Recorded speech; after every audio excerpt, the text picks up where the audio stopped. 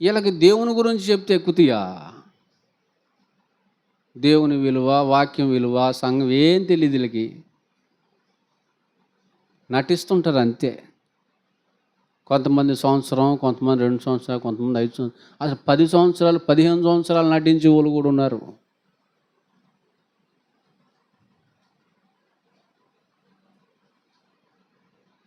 అవకాశం వస్తుంది ఏదో ఒక రోజున మొత్తం కక్కేసి వెళ్ళిపోతారు. వీళ్ళు నటులు.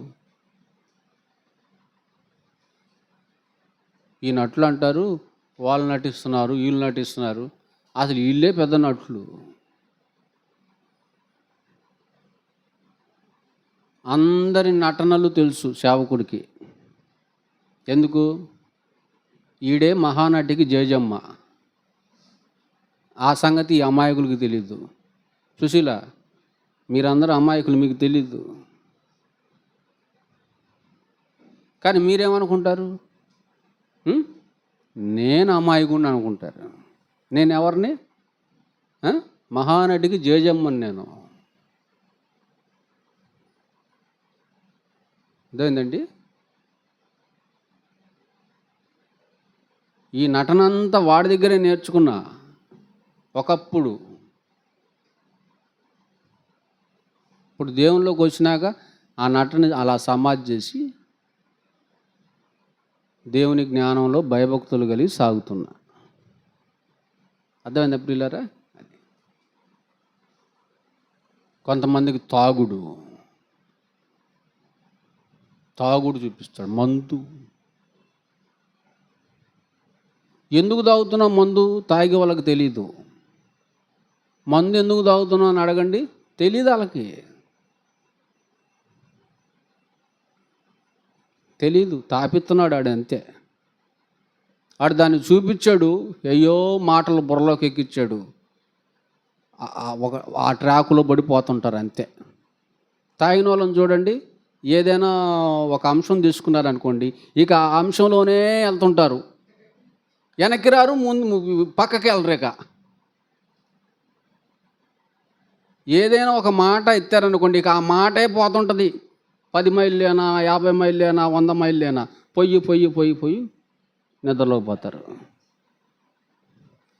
తెల్లారి ఏం జరిగిందో తెలీదు. కానీ 100 మైళ్ళు వెళ్ళినా తిరిగి వచ్చేస్తాడు. తెల్లారి తిరిగి వచ్చేస్తాడు. ఏంది రాత్రి నేను అక్కడికి వెళ్ళినట్టున్నాను, తెలీదు ఎక్కడికి వెళ్ళి వచ్చాడో. కొంతమంది తాగేసి ఎక్కడ పడితే అక్కడ పడిపోయి మోకాళ్ళు, చేతులు, బుర్ర పగలు కొట్టుకొని ఇంటికి వస్తారు. ఫస్ట్ ఎయిడ్ చేయించుకుని తెస్తాం ఇంటికి.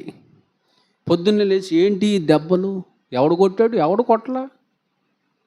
నువ్వే కొట్టుకున్నావు.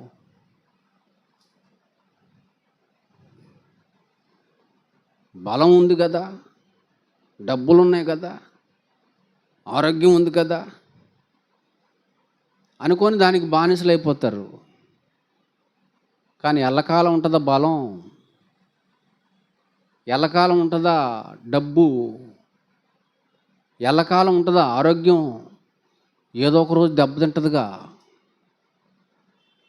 ఏదో ఒక రోజు నీ శరీరంలో ఉన్నటువంటి విలువైన దేవుడు సృష్టించిన అవయవాలు ఏదో ఒక రోజు పాడైతే కదా ఆ విషం వల్ల. అప్పుడు కుయ్యో మొర్రో అన్న రావే. అప్పుడు దేవుని మాట విలువ తెలుసుకున్న ఉపయోగం ఉండదే. అప్పుడు ఏంటి పరిస్థితి? డాక్టర్ నా వల్ల కాదు అంటాడు, ఏం చేస్తావు? దేవుడా అంటావా? దేవుడు ఎందుకు వస్తాడు?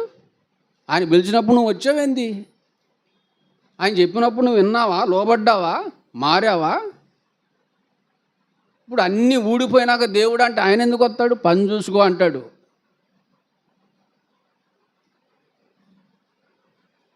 సడన్గా చచ్చిపోయావు అనుకో, నీ భార్య ఏమైద్ది? నీ భార్య పరిస్థితి ఏంటి? నిన్ను నమ్మి వచ్చిందే, నిన్ను కట్టుకుందే, ఇంటి పేరు మార్చుకుందే, నీకు ఊడిగం చేస్తుందే. ఊడిగం అంటారు దాన్ని. భార్య చేసేది ఏంటంటే ఊడిగం. నువ్వు పోతే ఆమె పరిస్థితి ఏంది? ఉం? నువ్వు తల తెలుసా? స్త్రీకి శిరస్సు ఎవరు? తల. స్త్రీకి శిరస్సు పురుషుడు, అంటే భర్త. భర్త అండి. భర్త పోతే తల పోయినట్టే. తల లేని మొండానికి ఈ సమాజం విలువిచ్చుద్దా చెప్పు? సెక్యూరిటీ లేకపోతే స్త్రీకి విలువ ఏముంటుంది చెప్పండి? రక్షణ ఎక్కడ చెప్పండి? ప్రతి ఒక్కడు ట్రై చేస్తాడు.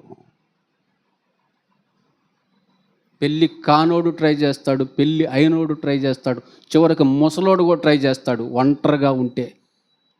అది భర్త లేకుండా అస్సలు ఉంటే. భర్తను వదిలేసినా, భర్త చనిపోయినా, భార్య చనిపోతే పురుషుడు బతకగలడేమో, భర్త చనిపోతే స్త్రీ బతకటం కష్టం. భర్తను వదిలేస్తే స్త్రీ బతకటం కష్టం. ఆమెకి ప్రజలేసే ముద్ర నా నోటితో చెప్పలేను. ఒంటరి స్త్రీ రోడ్డు మీద వెళ్తూ ఉంటే ఆమె వెనక మాల మాట్లాడుకునే మాటలు, కామెంట్స్ నా నోటితో నేను చెప్పలేను.